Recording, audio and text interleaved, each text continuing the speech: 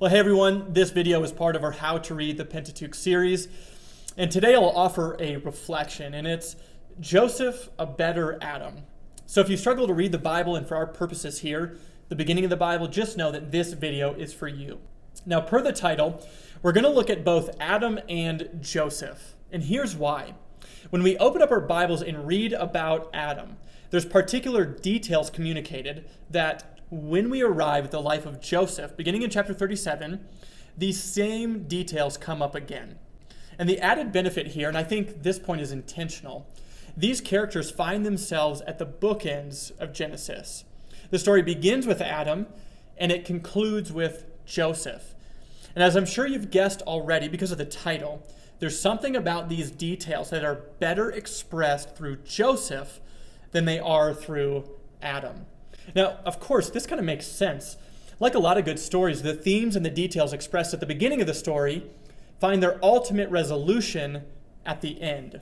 So with that in mind, let's dive in to the beginning of the story. And this is where we'll discover the first detail. In Genesis 1:28, God blesses Adam and Eve and calls them to have dominion over the earth. Now, if you have dominion, what kind of person are you? Well, if you exercise dominion, it means you're a king or a queen. You have some kind of royal authority. Humanity, from the beginning, is created to operate as kings and queens of creation, ruling the world like God does. God wants humanity to put their hands to work, to bring order to the world, and to make things that are good. The Bible opens with this great call to humanity. Now, for the reader, as we continue to read, we're on the lookout for how Adam and humanity after him will do at this great calling. But we know how the story continues. And this leads us to the second important detail. Adam and his wife find themselves confronted with temptation. And as we all know, when they observe the temptation in front of them, they choose to participate. And as a result, the story goes downhill. Sin enters the world, humanity distances itself from God, conflict ensues between humanity, and the story progresses from there. And so, as we continue to read, we keep these two details in view. Humanity's royal call to exercise dominion in a godlike fashion, and humanity's encounter with temptation. And this brings us to the final bookend in the life of Joseph. Joseph was the 11th of 12 sons. His father Jacob showed him favoritism by gifting him with a robe of many colors. And his brothers were jealous because of this, and so they sold him into slavery, ultimately leading Joseph to Egypt. And as we read through Joseph's life, we see those same two details first mentioned with Adam. So let's look, but in reverse order. When in Egypt, one of the officer's wife approaches Joseph to sleep with him. Joseph experiences his temptation moment. However, unlike the first Adam, Joseph sees temptation but doesn't participate in it. He responds to temptation how the first human should have. Now, with the Garden of Eden in our rearview mirror, this narrative reversal gives us anticipation for a good future, and that's precisely what we get.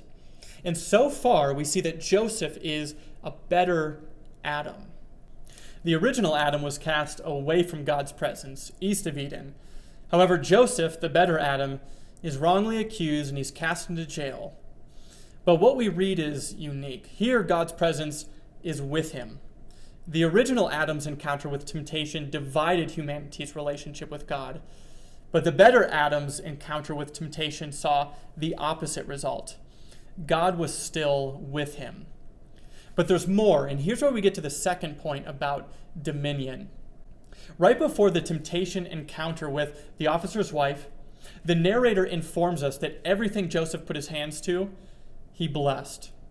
He exercised his royal authority, his royal dominion as the original Adam should have. In chapter 39, we read that Joseph became a successful man and that the Lord caused all that he did to succeed. After Joseph denied temptation, the officer's wife wrongly accused Joseph and he was thrown into jail. But even amidst prison, we read, whatever he did, the Lord made it succeed.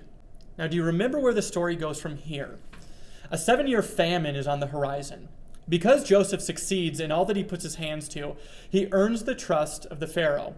He rises out of prison and into the ranks, obtaining a royal status. Here, he continues to exercise dominion faithfully. And as he does, he wisely prepares Egypt for the famine to come so that they can endure the trials in front of them. They store up enough food and people are saved from potential ruin. The original Adam was supposed to implement his divine calling of having dominion over the land, to bring order and create things that are good. But instead, he participates in temptation, causing strife and division. But the second Adam turns away from temptation, and he becomes royalty in Egypt, and everything that he puts his hands to succeeds. In the end, Joseph's life results in the salvation for many. Egypt and Joseph's family were prepared for a famine they didn't foresee. Thanks to Joseph, he wisely navigates perilous times to bring ultimate rescue.